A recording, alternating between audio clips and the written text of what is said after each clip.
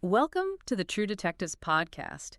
Get ready for another crazy investigation. This week, we are going to delve into a baffling case Yeah, one that stumped Scotland Yard. and led them to an unlikely source. Lemuel Gulliver.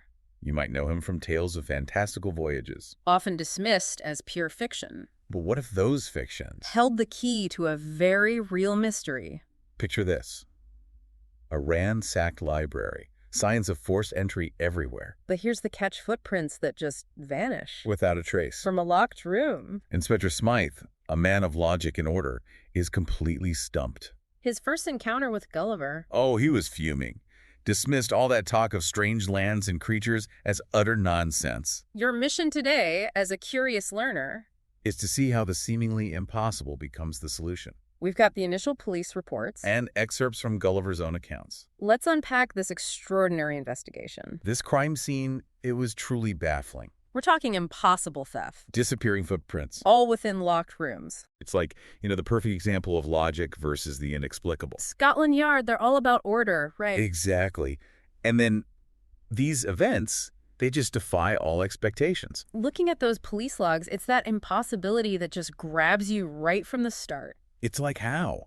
How do you even begin to explain a break-in with absolutely no way out?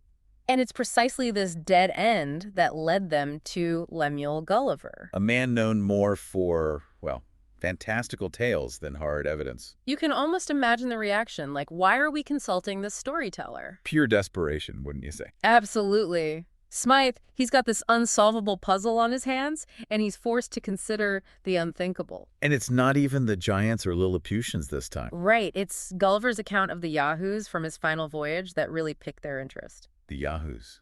Small, nimble, practically invisible. And obsessed with trinkets. Just like the items stolen from those locked rooms. And then that single hair they found. Ah, yes. The physical evidence that changed everything. It wasn't human. Wasn't animal either. Suddenly, Gulliver's stories, they didn't seem so outlandish anymore. It completely shifted the investigation. From the ordinary to the extraordinary. And as you can see in the reports, it led to some pretty radical changes in their tactics. They started looking in places they never would have before. Guided by Gulliver, they delved into the hidden tunnels beneath London. Imagine that. Scotland Yard detectives crawling through sewers. All because of this wild tale. And you know what? They found their Yahoos down there. A troupe of orphaned acrobats. Their size and agility, it explained everything. The vanishing footprints, the impossible entries. But when they uncovered their motive, it wasn't your typical greed or malice. These kids were desperate. They were just trying to avoid the workhouse. Their actions, while technically crimes, were about survival. It really makes you think, doesn't it? Sometimes seemingly irrational behavior has a deeper, more understandable root cause. And Smythe, he recognized that. Instead of punishment, he got those kids into an orphanage. For a man so grounded in logic, that's a pretty big shift in perspective. And then there's that little detail at the end. Smythe wanting to hear more about those talking horses. It's almost like, a hint that his mind was opening up to possibilities beyond the purely rational. So what does all this tell us?